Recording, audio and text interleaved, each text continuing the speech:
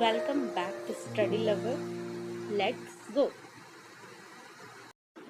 Dear students, हम लोगों ने गुजरात के कुछ स्थल पढ़ लिए थे। एक शायद लास्ट बाकी था धौलावीरा। बाकी मेन स्थल तो हम लोगों ने पढ़ लिया था। तो धौलावीरा का बस आपको इतना ध्यान में रखना है कि धौलावीरा जो है वो सिंधु घाटी सभ्यता का दूसरा सबसे बड़ा स्थल था। ठीक है, पहला तब होता अगर जब तक राखी गढ़ी की खोज नहीं हुई थी। ठीक है, राखी गढ़ी की खोज से पहले, जो हरियाणा में है राखी गढ़ी, उसकी खोज से पहले धौलावीरा सबसे बड़ा स्थल था। ठीक है, लेकिन जब राखी गढ़ी की खोज हुई तो धौलावीरा दूसरा सबसे बड़ा स्थल हो गया। ठीक है, गुजरात में तो हम लोग जो मेन जगह था वो सारा हम लोगों ने पढ़ लिया है। अब हम लोग एक चीज़ और याद रखिएगा गुजरात के बारे में कि सिंधु सभ्यता का सबसे ज़्यादा स्थल जो है वो गुजरात में पाया गया है। कितने पाए गए हैं? तो 200 पाए गए हैं। चलिए, अब हम लोग गुजरात से थोड़ा ऊपर चलते हैं, राजस्थान में आते हैं। ठीक है, राजस्थान में सबसे इम्पोर्टेंट जगह है कालीबंगा। ठीक है, कालीबंगा का शाब्दिक अर्थ होता है काली चूड़ियाँ। ये भी क्वेश्चन मतलब आ जाता है कभी कि कालीबंगा से आपका क्या तात्पर्य है, तो काली चूड़ियाँ। ठीक है, चलिए, कालीबंगा की जो खुदाई है वो बीबी लाल ने की थी। और बीबी लाल का एक और आदमी का इसमें नाम आता है, उनका नाम है अमलानंद घोष। ठीक है, अमलानंद घोष एवं बीबी लाल द्वारा की गई थी, मतलब दोनों मिलकर के की थी। उसके बाद कालीबंगा का, तो कालीबंगा घंगर नदी के तट पर बसा एक महत्वपूर्ण नगर था। यह आज के राजस्थान के गंगानगर जिले में स्थित है। ये कौन से जिले में स्थित है? तो गंगानगर जिले में स्थित है।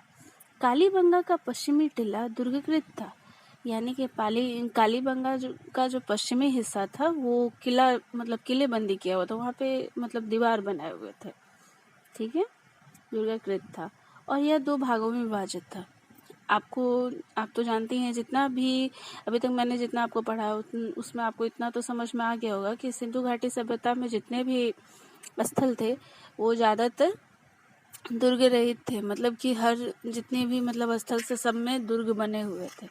दुर्ग इसीलिए ये लोग बनाते थे, बाहरी आक्रमण ना हो उससे बचने के लिए। और ये 2 मतलब कालीबंगा जो है वो 2 विभागों में विभाजित भी था। एक भाग वही होगा जो वहाँ के बड़े लोग होंगे, एक भाग में वो लोग रहते होंगे, और जो नीचे तबके के लोग होंगे वो दूसरे भाग में रहते होंगे। अच्छा, आपको मैंने बताया था कि कहाँ पे किलाबंदी नहीं हुई थी, मतलब दुर्ग कहाँ पे नहीं पाए गए थे। वो जगह आपको याद है? चनहुद्रो में दुर्ग नहीं पाए गए थे, मतलब चनहुद्रो जो है वो दुर्ग रहित था, दुर्ग नहीं थे। चलिए, अब आगे हम लोग कालीबंगा के बारे में और जानते हैं। कालीबंगा में ऊंचे चबूतरे, मतलब चबूतरे जो ऊंचे बनाए जाते हैं, इन चबूतरों पे हवन कुंड बना हुआ था। मतलब वहाँ पे यज्ञ के साक्ष्य मिले हैं, हवन कुंड के साक्ष्य मिले हैं। कहाँ मिले हैं? तो कालीबंगा में मिले हैं। इन चबूतरों के पश्चिम भाग में एक कब्रिस्तान था। ठीक है, और पूर्वी भाग में बलि वेदी था, मतलब यहाँ पे बलि देने की भी प्रथा थी। ठीक है, कालीबंगा के पूर्वी टोली की योजना मोहनजोदारो से मिलती थी। मतलब जो इसके पूर्वी जो हिस्से में जो लोग रहते थे उनकी जो मतलब उन रहन शैली थी वो मोहनजोदारो से काफ़ी मिलती थी। मोहनजोदारो से जहाँ अधिकांशतः मकान पक्की ईंटों से बने हुए होते थे। मतलब मोहनजोदारो का क्या था, मोहनजोदारो को जितना भी मकान था वो सारा पक्की ईंटों से बना हुआ था। लेकिन वहीं पे जो कालीबंगा के जो मकान थे अधिकांश वो कच्ची ईंटों के बने हुए थे। ठीक है, मोहनजोदारो की तुलना में कालीबंगा में जल निकासन प्रणाली अच्छी नहीं थी। मतलब जो पानी घर से जो वेस्टेज ऑफ वाटर होता है, मतलब जो पानी हम बाहर निकालते हैं, जैसे कि बर्तन धो करके, वॉशरूम बाथरूम का सब कुछ जो पानी घर से बाहर निकलता है, वो जो सिस्टम था वो उसका अच्छा नहीं था कालीबंगा का। किसकी तुलना में? मोहनजोदारो की तुलना में। ठीक है, अच्छा, यहीं पे मैं आपसे एक क्वेश्चन पूछती हूँ। ऐसे तो आपको पता चल गया कि सिंधु घाटी सभ्यता का सबसे बड़ा स्थल कौन सा था, तो राखी गढ़ी था, जो कि अभी हम लोग पढ़ेंगे। और सबसे बड़ा शहर अगर पूछा जाएगा तो आप क्या आंसर कीजिएगा? याद रखिएगा कि सबसे बड़ा शहर था मोहनजोदड़ो। ठीक ठीक है। मोहनजोदारो जो था वो सिंधु घाटी सभ्यता का सबसे बड़ा शहर था और सबसे बड़ा स्थल कौन सा था, तो राखीगढ़ी था। ठीक है, चलिए आगे बढ़ते हैं। अब राजस्थान से थोड़ा और ऊपर आते हैं तो हरियाणा में सबसे पहले हम लोग राखीगढ़ी के बारे में बोलते हैं। राखीगढ़ी का आपको बस एक ही बात याद रखना है कि ये सिंधु घाटी का सबसे बड़ा स्थल था। ठीक है, और कुछ खास नहीं है इसका। दूसरा एक और था हरियाणा में ही बनवाली। ठीक है, बनवाली जो है वो रगोई नदी के किनारे थी और रविंद्र सिंह ने इसकी खोज की थी।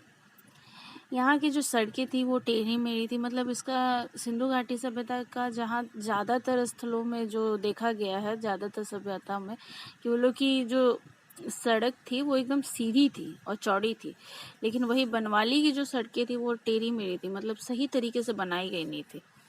नली भी सही तरीके से ढकी हुई नहीं थी। मतलब जो साइड में जो नली निकलता है उसको सही तरीके से ढका भी नहीं, मतलब ढका ही हुआ नहीं था। लेकिन एक चीज़ यहाँ पे इम्पोर्टेंट है कि हल के साक्ष्य मिले हैं। वो हल किस चीज़ का था, तो वो मिट्टी का बना हुआ हल था। ठीक है, जिसे टेराकोटा भी कहा जाता है, याद रखिएगा। मिट्टी का बना हुआ हल का साक्ष्य मिला है। कहाँ पे मिला है, तो बनवाली में मिला है। अब हम लोग हरियाणा से थोड़ा और ऊपर जाते हैं, पंजाब में आपको बस एक स्थल के बारे में ध्यान रखना है, वो है रोपड़। ठीक है, रोपड़ जो है वो सतलज नदी के किनारे है और इसकी खोज जो है वो यज्ञदत्त शर्मा ने की थी। यहाँ पे एक ही इम्पोर्टेंट बात है कि यहाँ पे जो यहाँ के लोग थे, उन लोगों को अगर वो लोग मतलब कोई जानवर, जैसे कि उन लोगों ने कुत्ता पाला है, तो उसके साथ ही उसको उन लोगों को दफनाया जाता था। मतलब कि कुत्ते के साथ वहाँ उसके मालिक को दफनाने की परंपरा थी। कहाँ थी, तो रोपड़ में थी। ठीक है, इतना याद रखिएगा। ये सारे तो जो इम्पोर्टेंस मतलब स्थल थे वो सब मैंने आपको बता दिया है। अब कुछ बातें आप याद रखिएगा। चलिए अब हम लोग कुछ इम्पोर्टेंट बात मतलब सिंधु घाटी सभ्यता को थोड़ा सा और अंदर से जानते हैं। हड़प्पा सभ्यता की क्रांतिकारी खोज क्या थी, हल का प्रयोग करना। मतलब उन लोग खेती करना सीख गए थे, ये सबसे बड़ा बात था। हड़प्पा पूर्व काल में कालीबंगा से जुते हुए खेत मिले थे। जुते हुए खेत कहाँ से मिले, कालीबंगा से मिले हैं। हड़प्पा सभ्यता की 2 बस्तियाँ ऐसी थी जिन्हें आग से जलाकर नष्ट किया गया था। हड़प्पा सभ्यता में 2 बस्तियाँ ऐसी थी जिसे आग से जलाकर नष्ट किया गया था। मतलब उस बस्तियों को जला दिया गया था। वो 2 बस्तियाँ कौन कौन सी थी, पहली थी कालीबंगा, दूसरा थी कोटदीजी। ठीक है, ये दोनों नाम ध्यान रखिएगा। चलिए अब आगे चलते हैं। कालीबंगा से मिट्टी की बैलगाड़ी एवं बेलनाकार घड़े प्राप्त हुए हैं। ठीक है, कालीबंगा से मिट्टी की बैलगाड़ी और बेलनाकार घड़े प्राप्त हुए हैं, जिसे चूने से पुताई कर अन्न रखा जाता था। मतलब जिसमें चूने से पुताई करके अन्न रखा जाता था। ठीक है, चलिए अब आगे बढ़ते हैं। उत्तर प्रदेश के चौपानी मांडो उत्तर प्रदेश में जगह है। कहाँ है, तो इलाहाबाद के नज़दीक है या प्रयागराज के नज़दीक भी बोल सकते हैं। ये याद रखिएगा, इससे क्वेश्चन आता है। चौपानी मांडो से 5500 ईसा पूर्व विश्व का पहला मृत भांड प्राप्त हुआ। मतलब पूरी दुनिया का सबसे पहला मृत भांड कहाँ से प्राप्त हुआ है, तो उत्तर प्रदेश के चौपानी मांडो से। ये याद रखिएगा। और कब हुआ है, तो 5500 ईसा पूर्व। मृत भांड आप जानते हैं कि मिट्टी के घड़े को मृत भांड बोलते हैं। चलिए अब आगे बढ़ते हैं हम लोग। अब हम लोग हड़प्पा कालीन अर्थव्यवस्था पढ़ लेते हैं। ठीक है, हड़प्पा कालीन में अर्थव्यवस्था किस चीज़ पर निर्भर करती थी और कैसी थी। हड़प्पा सभ्यता के अर्थव्यवस्था का मुख्य आधार कृषि था। ठीक है, यहाँ के लोग कृषि के अलावा पशुपालन कार्य तथा व्यापार भी करते थे। यहाँ के लोग गेहूं, जौ मुख्य रूप से उगाते थे। बनवाली का जौ, यानी बनवाली एक जगह है, ठीक है, वहाँ का जौ जो था वो सबसे बढ़िया किस्म का माना जाता था। मतलब सबसे अच्छा माना जाता था। इसके अलावा सिंधवासी मटर, तिलहन, दलहन भी उगाते थे। गुजरात के लोग चावल भी उगाते थे। रंगपुर में चावल की भूसी मिली है, जो कि मैंने आपको पहले बताया था। ठीक है, ये याद रखिएगा। लोथल से जले हुए चावल का प्रमाण मिला है, ये पॉइंट भी नोट कर लीजिएगा। अगर पूछा जाएगा कि जले हुए चावल कहाँ से मिले हैं, तो लोथल से मिले हैं। ठीक है। यहाँ के लोग कृषि कार्य में हल का प्रयोग करते थे। हल लकड़ी या मिट्टी के बने हुए होते थे। ठीक है, क्योंकि लकड़ी के तो ज़्यादातर जगह मिले हैं, लेकिन मिट्टी का कहाँ मिला है मैंने आपको अभी जस्ट बताया था। आप बताइए तो मुझे मिट्टी का हल कहाँ मिला है? बनवाली से मिला है। ठीक है, चलिए आगे बढ़ते हैं। हल को हड़प्पा सभ्यता की क्रांतिकारी खोज मानी जाती है। बनवाली में मिट्टी का बना हुआ एक हल प्राप्त हुआ है। मैंने अभी आपको बताया था, वो पॉइंट आप याद रखिएगा। ठीक है। हड़प्पा सभ्यता के लोग नहर बनाकर सिंचाई नहीं किया करते थे। ठीक है, हड़प्पा सभ्यता के लोग नहर बना करके सिंचाई नहीं करते थे, वो लोग नदी से ही करते थे। लेकिन अफगानिस्तान एवं बलूचिस्तान के क्षेत्र में नाला या गबरबंद बनाकर सिंचाई किया जाता था। कहाँ कहाँ किया जाता था? अफगानिस्तान और बलूचिस्तान के क्षेत्रों में। क्या बना करके? गबरबंद बनाकर सिंचाई किया जाता था। हड़प्पा सभ्यता की सबसे महत्वपूर्ण देन कपास थी, मतलब कपास की खेती। चूंकि कपास को सिंधु क्षेत्र की खोज मानी जाती, इसलिए यूनानियों ने कपास को सिंडोन का नाम दिया था। ठीक है, क्या नाम दिया था? सिंडोन का। कपास सबसे महत्वपूर्ण निर्यात वस्तु थी। कब की? तो हड़प्पा सभ्यता यानी कि सिंधु सभ्यता की सबसे बड़ी महत्वपूर्ण निर्यात वस्तु थी। चलिए अब आगे बढ़ते हैं। हड़प्पा के लोग पशुपालन भी करते थे। लोगों ने कुत्ते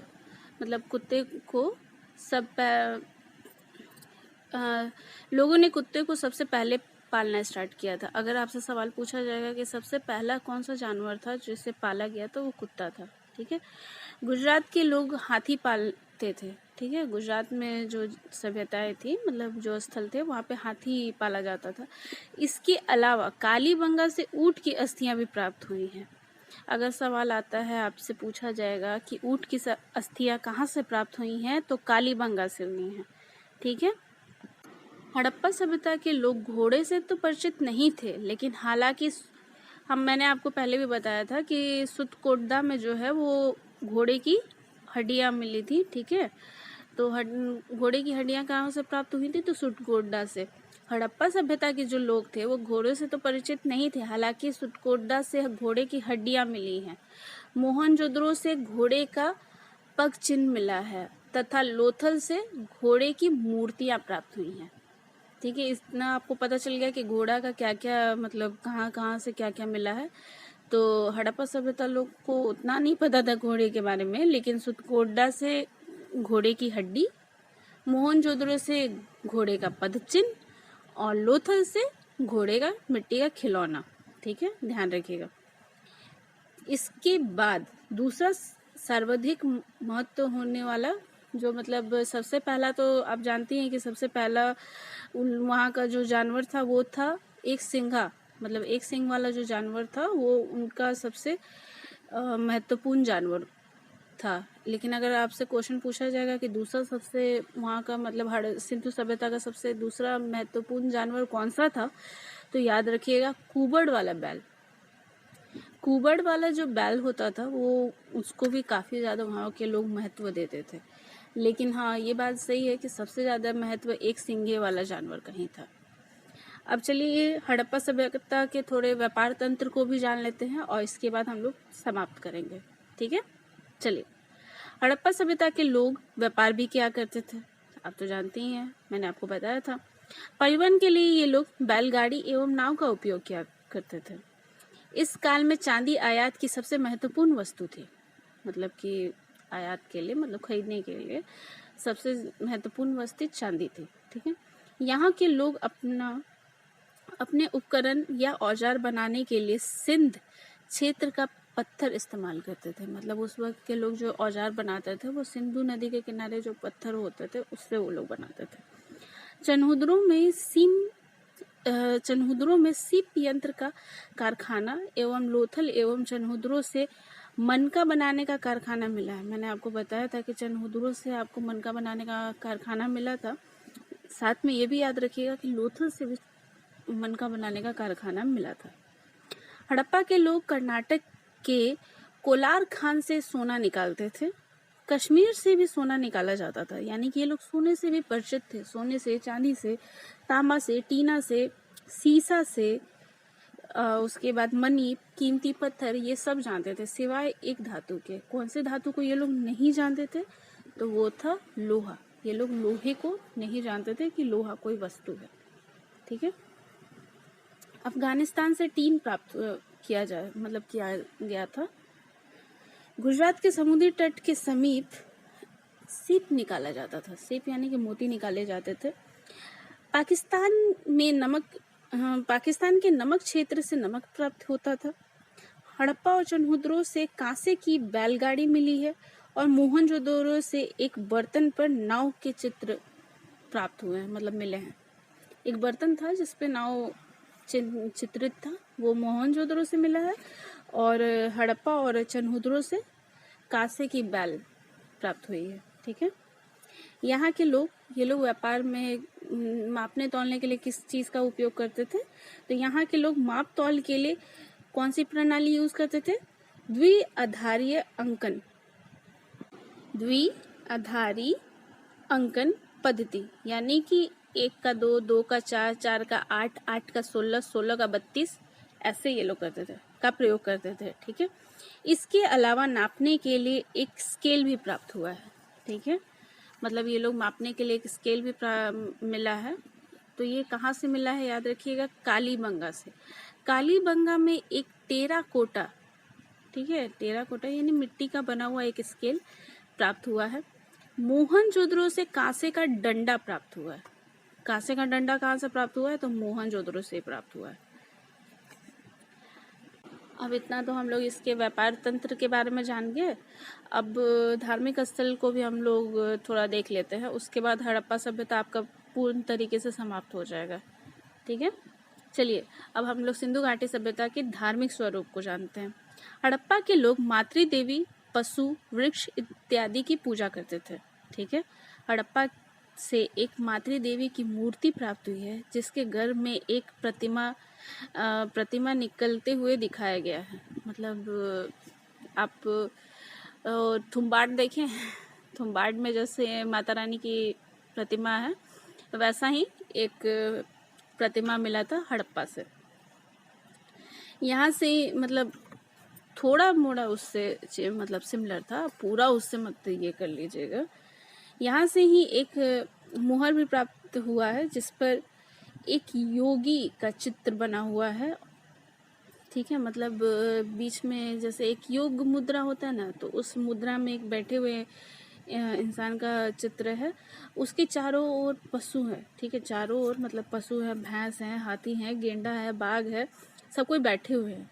ये चारों ओर पशु 4 दिशाओं को मतलब माना जाता है कि वो जो पशु चारों ओर जो दिखाई दे रहे हैं वो 4 दिशाओं को दिखा रहे हैं। ठीक है। इसके अलावा पाँव के पास 2 हिरन भी बने हुए हैं। इसकी पहचान पशुपति नाथ के रूप में मतलब की गई है। मतलब वो जो मुद्रा जो थी जिसपे मतलब वो योगी जो बने हुए थे, उनको मतलब माना गया कि ये पशुपतिनाथ थे, यानी कि ये उस समय के शिव भगवान थे, उनकी पूजा होती थी। क्योंकि शिव जी के ही पास जितने लोग हैं सब उन्हीं के शरण में जाते हैं। ठीक है। चलिए आगे बढ़ते हैं। हड़प्पा सभ्यता के लोग कुछ वृक्ष की भी पूजा करते थे। ठीक है। जिसमें सबसे ज़्यादा धार्मिक वृक्ष जो उनका था वो था पीपल। ठीक है। और सबसे पवित्र पक्षी जो था वो था कबूतर। ये सब बात आप याद रखिएगा। मोहनजोदड़ो में स्नानागार के मतलब मोहनजोदड़ो में जो स्नानागार जो सबसे बड़ा स्थल जो मिला है उससे सटा हुआ ही पुरोहित आवास था। मैंने आपको बताया था कि पुरोहित आवास मिला है कहाँ से? मोहनजोदड़ो से, तो वो उसी से सटा हुआ था। ठीक है। इसके अलावा हड़प्पा सभ्यता के लोग इसके अलावा हड़प्पा सभ्यता के लोग जो है वो भूत पिशाच मतलब भूत प्रेत पे भी विश्वास किया करते थे, क्योंकि खुदाई के दौरान बहुत बड़ी मात्रा में ताबीज प्राप्त हुए हैं। कहाँ से? सिंधु घाटी सभ्यता से। यहाँ के लोग लिंग की भी पूजा करते थे, यानी जो शिवलिंग, जैसे हम लोग आज शिवलिंग की पूजा करते हैं वैसे ये लोग लिंग की भी पूजा किया करते थे।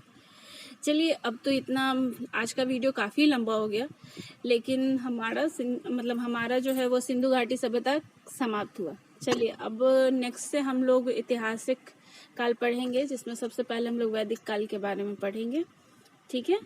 और लेकिन मुझे लगता है कि एक और क्लास इसका लगेगा, अगर कुछ डाउट होगा तो आप मुझसे पूछ सकते हैं, लेकिन ठीक है। Thank you. अगर आपको मेरा वीडियो अच्छा लगता है तो लाइक कीजिए, सब्सक्राइब कीजिए, शेयर कीजिए, कमेंट कीजिए, जो मतलब आपको अच्छा लगता है, या कुछ सजेशन देना है तो आप वो भी लिख सकते हैं। Thank you.